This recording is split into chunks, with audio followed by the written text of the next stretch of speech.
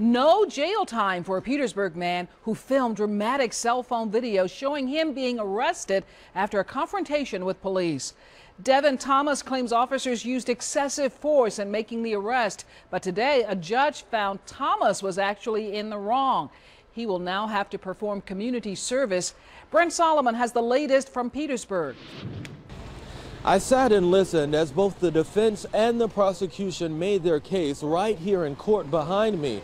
Devin Thomas actually had few words in court, but the judge in the case had a lot to say. This video went viral in no time. An officer approaching Devin Thomas at the Petersburg East Apartments last June. This photo showing him walking away, bloodied and bruised in handcuffs. I ain't happy about it. Why is that? I feel like I was innocent. Thursday, a judge felt differently, finding Thomas guilty of both disorderly conduct and resisting arrest. But today, a police officer testified one of the crimes Thomas committed actually happened before that dramatic video you saw on his cell phone. An officer told the judge Petersburg police were making a traffic stop near the apartments when a crowd of people approached. The officer said Thomas began yelling obscenities to police, inciting the crowd. Police say he refused to leave the scene after being asked multiple times. Eventually he did. That's when an officer went back to Thomas to arrest him.